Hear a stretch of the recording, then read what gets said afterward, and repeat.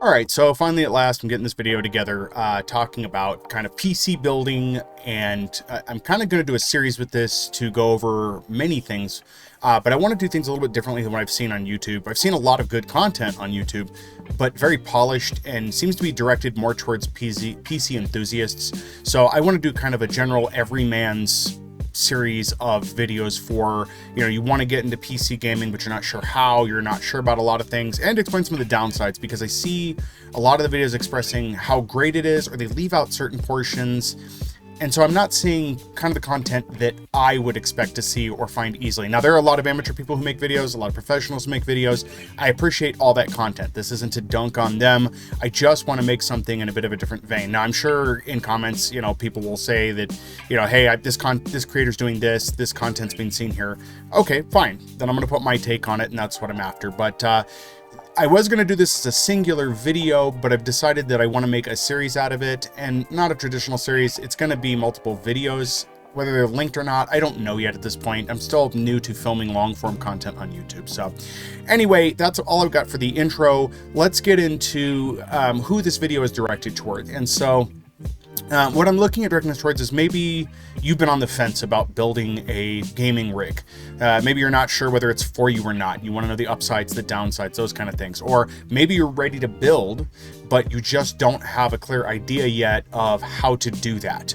And so that'll be more covered in future videos, more so like what parts you should use, stuff like that. I do have a video I'll be doing with that. But what I'm going to be doing here is explaining out the upsides and the downsides to PC gaming, what you should be doing maybe, or what you should be looking at realistically, because I think a lot of the videos out there right now really oversell a lot of what's there, or make it sound easier than it is. And I want to kind of put this in a spot where I'm telling you everything you should know right off, or the things I think you should know right off that you should look at before considering in, and what you may not have considered. I see that a lot of stuff is talking about being in front of a desk. Now, I've used computers for a very long time. I'm 40 at this point, so for me, gaming in front of a computer has been a thing since at least my teens. I've always been in front of a monitor or monitors, and have enjoyed gaming that way. But I have alternatives that I can use my gaming rig for to, be in a more comfortable spot. I have friends who don't traditionally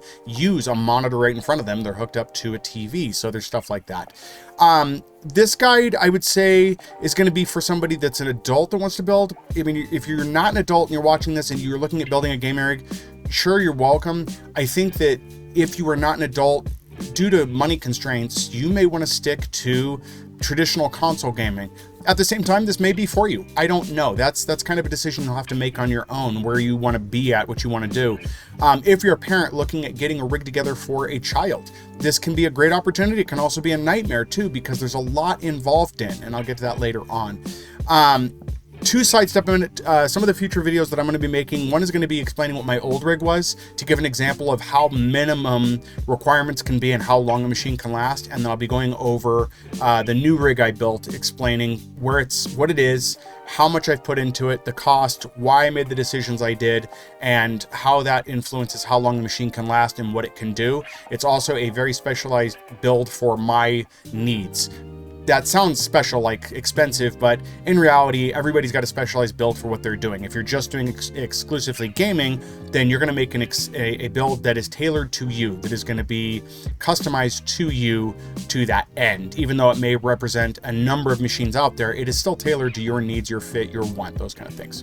So that's kind of where I'm pushing the audience for this, who I'm expecting to target this towards. We'll see if I can deliver on that well, but yeah, maybe you're on the fence, maybe you're curious about it, maybe you don't know, maybe you've been console gaming for the entirety of your life, and now you're looking at, hey, I think I might want a PC build. So let's see what that looks like and what we can do with that, and see how well we can answer those questions and inform you on those issues. All right, so let's look into the upsides of building a gaming rig. Now, first off, I think that gaming rig is a very old term now that maybe shouldn't be used anymore. You're building a computer.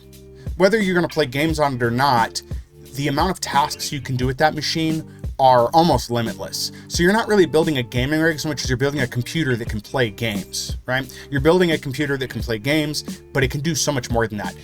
You might be in a position where you start off just wanting to play games solo and decide, hey, I want to stream. So now you're building a broadcasting machine as well, or you have a broadcasting machine.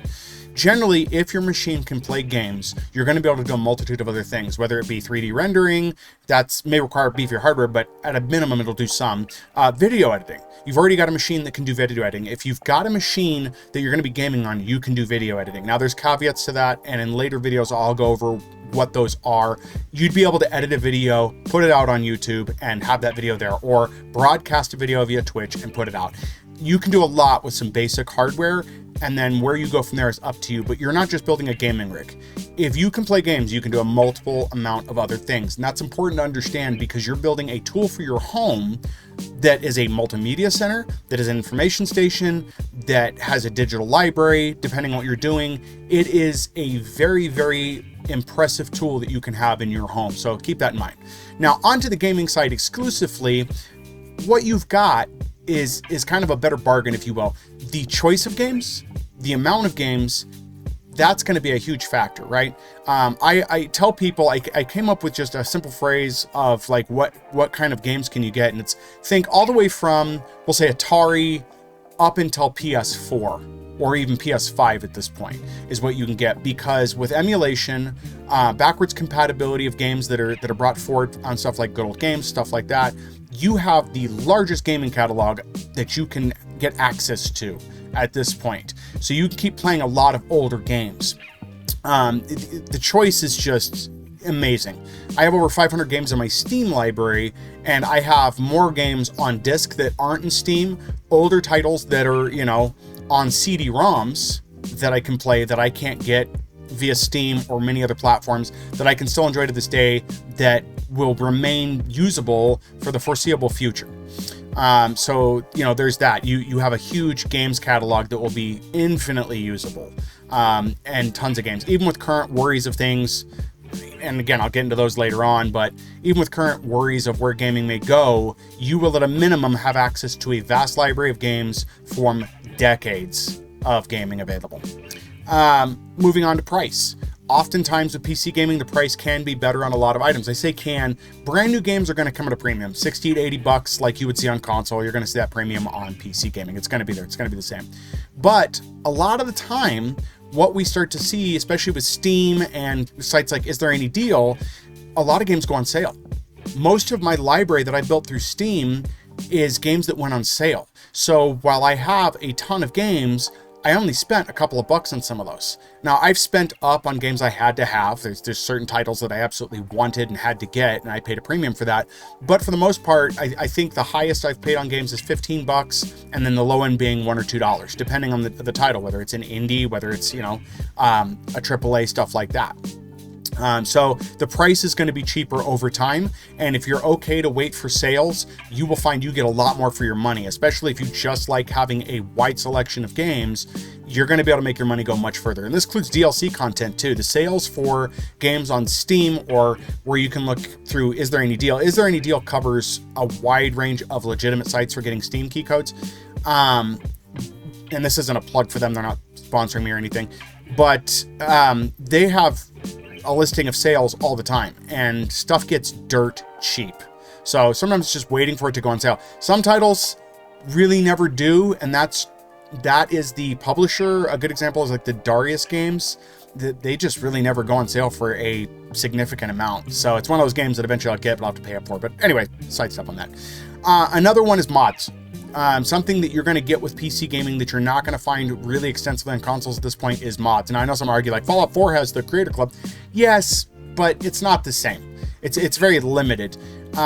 With PC gaming, you have a vast market of mods for free that you can get. And a lot of the mod sites that you can get to have a built-in mod loader now. So you can download a program and then just preload your mods. They update automatically, and then they work with your game, and then you've got mods. One of my favorite games to mod is Fallout 4. It gives that game just a whole new life and then some, because of the amount of stuff you can add to the game that does not exist on console and probably will not ever be available on console. Same goes for games on other consoles. The mods just aren't going to have support there, unfortunately. I know there's been limited capacity of adding certain things, but when it comes to being able to add stuff to your game, sometimes adding content that you believe should be there from the beginning, with PC gaming, you have the freedom to do that. You can add that content in and, you know, enjoy your games the way you want. So there's that as well. Another point of focus on PC gaming is the chat options. Now, I know like Microsoft integrated Discord into their stuff, but that's been a staple on PC for a long time. And you're not just locked into just the console at that point. You can use Discord for any number of items, but there are tons of options for game chat that you have. So you don't have to use built-in game chat options. That being said, some games have VoIP or voice over IP functionality, which gives you directional chat or proximity chat, which adds a whole nother layer of fun to a game. I know some PC or some console titles have that availability. In my experience, it just works better within PC games. It's more reliable. It definitely works a lot better. And the Xbox chat itself, in my experience, has not been great.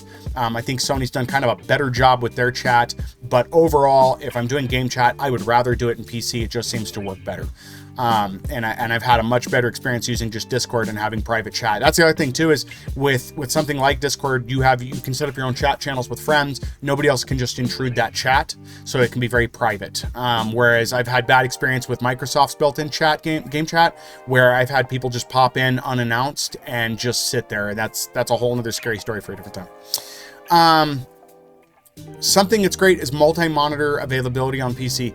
I love being able to, I have 3 monitors in front of me right now, and having that availability is great because I have a primary gaming monitor, which has a higher refresh rate, slightly better resolution, and then I've got my other 2 side monitors, and I can use those for game guides. I can use those for achievement tracking, all sorts of things. When I'm streaming, I think that dual monitor is a minimum for doing game streaming, because you have your primary game and then you have OBS, and it used to be you needed more because of sync chat, but with the built-in plugins for OBS now, I can see chat within that gaming with that monitor, so I don't have to worry about switching over.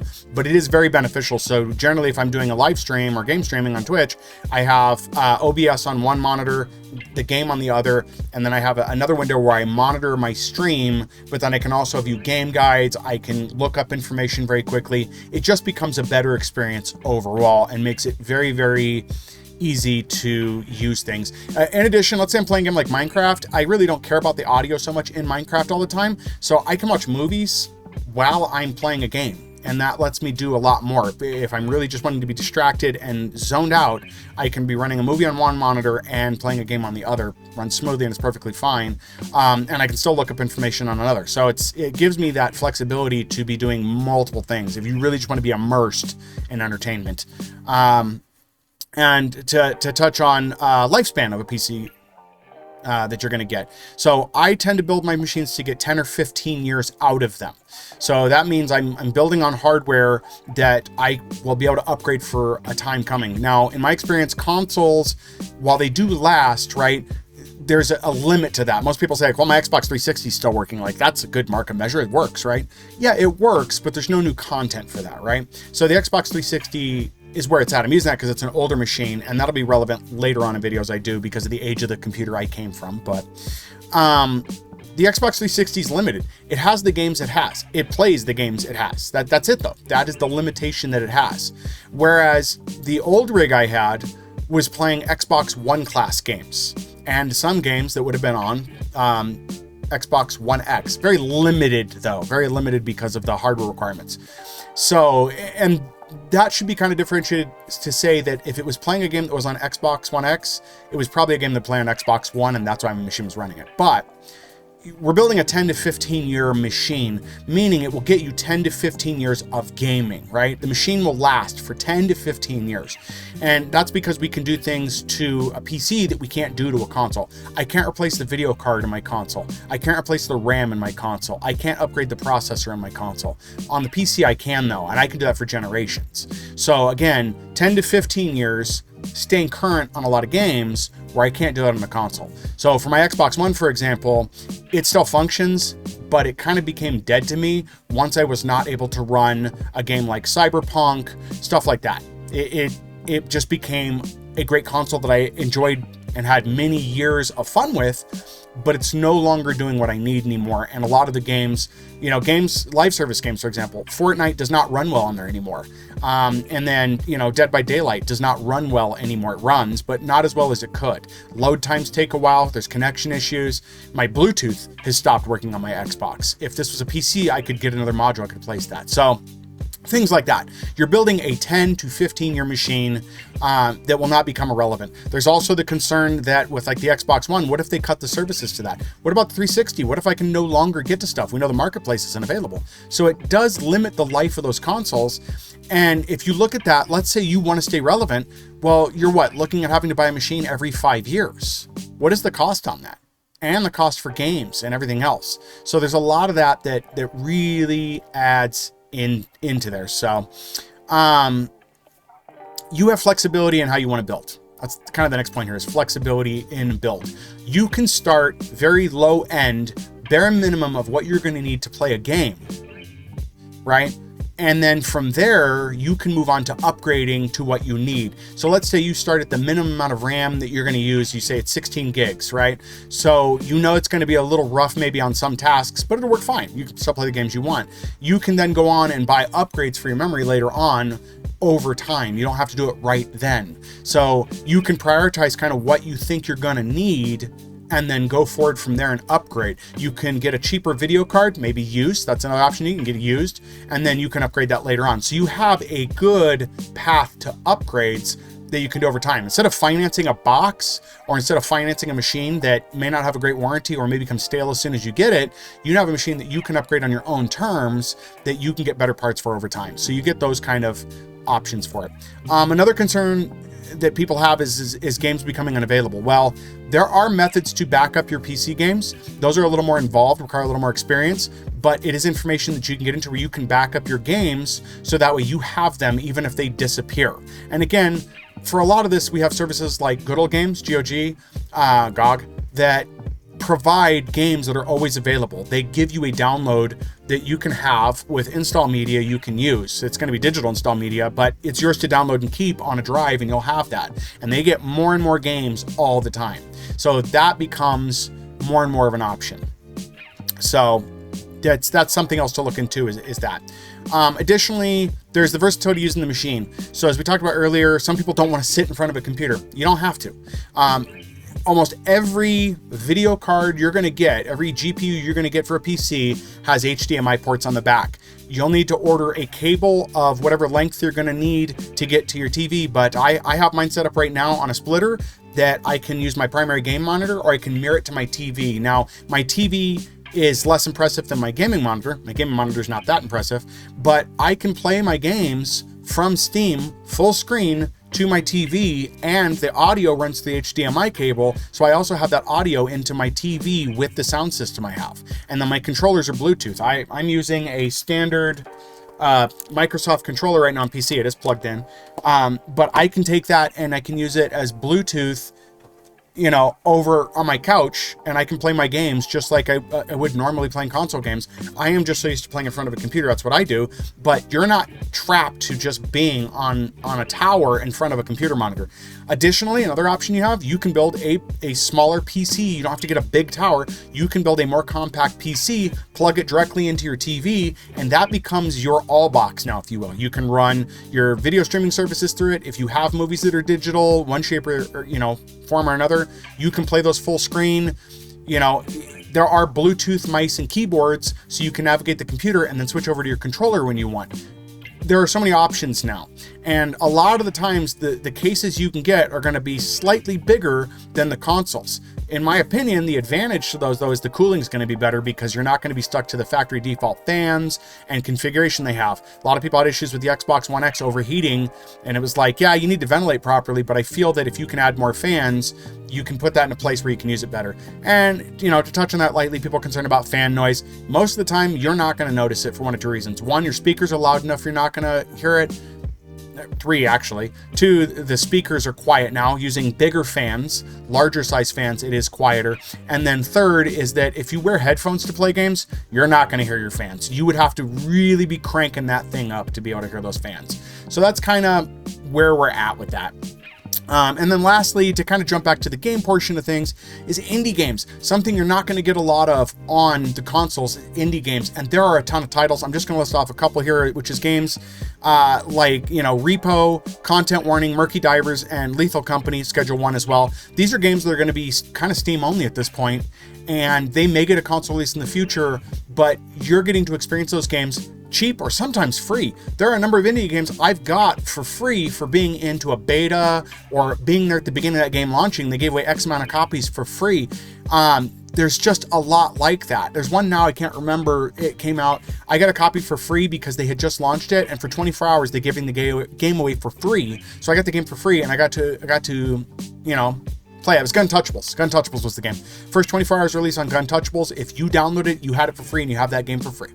So stuff like that you're just not really getting on console, and they're just not going to. I have friends that I want to build them gaming rigs because of the fact that there's a lot of games they can't play with me because they're stuck on console, and it's expensive for developers to get their games on consoles. For indie devs, it's probably not going to happen until they sell a ton of copies, and then they have to hope it's going to be successful over on the consoles. It's just a bigger landscape on the PC gaming side, just a much bigger landscape of gaming, and that's another point that I think is very good about getting into those games, and a lot more fun. AAA titles are great, but a lot of the indie stuff coming out is endless hours of fun. Some of those titles I mentioned, and we paid almost nothing for them. $2 to $5 to get an indie title that I've gotten hundreds of hours out of is insane in my opinion. All right, so let's get into the downsides of building a computer and doing PC gaming, because there's downsides in everything. There always are, but let's touch on some of those. So the cost. Your initial cost is going to be higher than getting a console in a lot of cases. And that's just because of the requirements you're going to need for hardware. It's going to be more.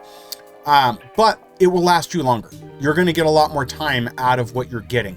So where a console may last you 5 years before they just don't produce any quality content anymore, you're just stuck on old games, you're going to get a lot more out of the rig that you built regardless. So you'll be able to do a ton more with it, but it is going to cost you more initially. Upgrades. Some of the upgrades are going to be cheaper than getting a console, but stuff like GPU and processor, we'll say generational upgrades for those are going to be almost on par with a console. But again, you're going to get much more out of those parts. Getting an upgraded processor can add another 5-6 years to your tower. So you may get more out of that. And so, looking at that, that's a choice too. Because with console, you have to get a new console to play games that are required on the new console. PC, you may not. Your old hardware may work fine. It may just be an issue of it will not run optimally. You can play the game with reduced settings. So you have some flexibility. If you really want to play that brand new game that's out, it's the difference between I have to buy a whole new console, or I might have to turn down graphical settings slightly or by half, but I can still play the game. And then I can look forward to playing it when I can afford a better graphics card or maybe a better processor. You have that flexibility. You're not hard locked to, well, that game's not coming out for this console, so I can't play it. You get that flexibility. Talking about mods, while mods are great, the downside to mods, and this has gotten better over time, but mods are going to require you to have some troubleshooting skill. Now, the tools they put out for game modding have made it easier, but sometimes mods break games. Sometimes they do. But if you follow a basic set of practices for modding games, it becomes a non-issue. I've had mods break my games, but I back up my saves. So what does that mean? It broke the game. It means the game won't run anymore. Real simple. I uninstall the game, reinstall the game, and I still have my old save file. I reload the mods that worked, and I make note that mod doesn't work. Maybe write an email to the mod dev or submit a ticket if there's a ticketing system, if it's a big enough set of mods, those kind of things, and say, hey, this didn't work. What can you tell me? Things like that. So there's a pathway to success, but you have to follow some basic practice things. You'll have to learn some stuff. Sometimes things just don't work out. A game doesn't run, or something isn't working right, you get crashes. That's going to be something you're going to have to troubleshoot, but it's not that hard to pick up, and there are tons of communities out there that can help you with that. In most cases, what I've seen when a game is just not working, it's one of two things: either poor configuration on the user side, or the game is actually a problem. And usually it's the AAA titles that have that issue. That's what I've seen more recently here.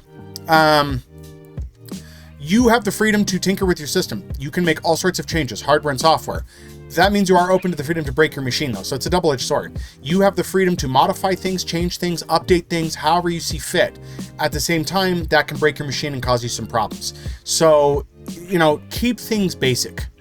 I don't get into a lot of custom software. I do mods for games, but I don't get into a lot of custom software, and I don't do a lot of the tools that a lot of tech channels push out, because while I think those tools are great and I appreciate where they're coming from, the problem is it can break a machine to a degree, or break your operating system to a degree that you're either gonna have to reinstall or really heavily troubleshoot to fix issues. And for a common user, that may not be the best thing you wanna do. So it may be best just to stick with basics and keep it there. And again, sometimes games just don't work. We talked about that. It's just, you know, sometimes they just do not work out of the box. Console gaming is going to provide a more consistent experience. There's no doubt about that. If you want just straight consistency with stuff, go to console. But that consistency can also be a very bad, you know, double-edged sword, because if the game is crashing, it's crashing for everybody generally. And so we've seen those with games where the experience is just awful and it does not work for everybody. I know the Oblivion remaster had some issues for a bit, but everybody was experiencing that. Whereas PC, since everybody has different configurations, it can be different for everybody. But again, if you can learn some basic troubleshooting, it's not going to be as big an issue. You'll start to notice things. And generally with the things you learn, if you're troubleshooting PC gaming issues, you're going to start to notice a pattern of issues and know how to fix those pretty simply and pretty easily. So, and again, there is tons of information on Google. You have your gaming rig. You also have access to a large amount of information in a manner that's easier to get to, in my opinion. When I'm troubleshooting something, I like to have a secondary monitor that I can read off of while I'm troubleshooting the issue. So you have that there as well. Probably the biggest downside for a lot of people is going to be you need to be your own tech. While there do exist computer shops, it's going to be expensive for that. There's hourly rates with those. There's technicians need to make money. So going to a computer shop may not be the best bet. It's going to be expensive. To avoid that cost, be your own tech. Now, for the most part, a lot of the equipment you have your computer is covered by a warranty. So if something does break, you have the option to get a warranty claim on that. And then from there, it's just downtime. But for me, the downtime isn't any different than if I take my computer to a shop, right? If you take a computer to a shop, you're waiting on the technician to fix it. There may not be same day turnaround. It may be 2 or 3 days you're without that. So that's kind of another point where it's kind of the same, right? The difference is somebody else is working on it for you and they guarantee the fix. Whereas if you work on it, you're working on it yourself. Again, most of the time you're dealing with broken parts or an operating system reinstall, depending on what's going on. So that's going to be like your own thing. And again, I urge people to build their own machines. You can get pre-builds and that's great, but you don't know that machine, you don't know the parts. When you do a build, you are now effectively learning the components of that computer and how to repair those. So you know what your graphics card is, why you physically touched it, you know how to install it, you know what that is. And then you know if you have to replace it, exactly what to pull, what to replace, those kind of things. And just the process of building a computer, whether it's guided or you do it yourself, will teach you a lot about the hardware portion of things. Same with installing an operating system. Learning that portion of things is very important because then you know the order of operations on the system. There's a lot in there. So if all else fails, have a tech-savvy friend. I have friends that PC game and I'm their technician. I help them fix things. I help them troubleshoot things. I walk them through stuff. I go over to their house and we enjoy games, but when stuff doesn't work, I help them fix those things. So I think at this point, if you're at least 20 something and you're looking at PC gaming, you're probably already in a realm of being interested in wanting to do this, but maybe you just have some anxiety about, oh, I don't know if I can do this. You can. It's not that hard to do. There's some precautions on builds. There's tons of videos that can tell you how to install a motherboard, what things not to touch, how to ground yourself out, all of those things. There's plenty of user guides on how to install components. So in the videos that I'm going to be doing coming out, I'm not going to be touching on how to install parts necessarily. I may give some tips here and there, but I'm not a build channel, and I don't plan on doing a build video. One, I don't have the room, and two, my machine's already built, so we're not going to go over all of that. I will provide pictures of the machine I have built, and I'll have some reference pictures of the machine I had, just to kind of explain where things were at, why I made the decisions I did. Those will be coming up before too long, but yeah, I don't want to make this horribly long. Hopefully it's not too long. But just some basic information on why you should be looking into building a PC. You're getting flexibility, you're getting longevity, and you're getting a ton more options in gaming that I feel at this point you're just not getting on console. So that's kind of the short of it there. If you have any questions, feel free to leave them in the comments. If you have any comments, leave them in the comments. Negative, positive, whatever you want. If there are a lot, I do look at the comments that are there, and I can do a separate video answering those as a follow-up. Just let me know what you're looking at. If we don't get a lot of comments on this, I'm probably just going to respond to the comments in line. If you feel I've missed anything, let me know. If you feel like I've missed a topic on there, let me know. Be glad to look that over. And as usual, you know, if you like what you're seeing and you want to see more, like, share, and subscribe. And yeah, we'll have more videos out soon. The next one is going to be talking about the old machine that I had, what it was capable of doing. That's going to kind of be an example of longevity in a PC. And then I'll explain in there why I had to upgrade, why I couldn't keep using that machine. It was really horrible that it was only like 2 things that were keeping me from being able to keep that machine running. But it was necessary change, and it was something I needed to do. So anyway, that's it for now, guys. Again, leave your comments below, questions below, all of that. And hope you like what you've seen here. And I look forward to making more videos for you guys.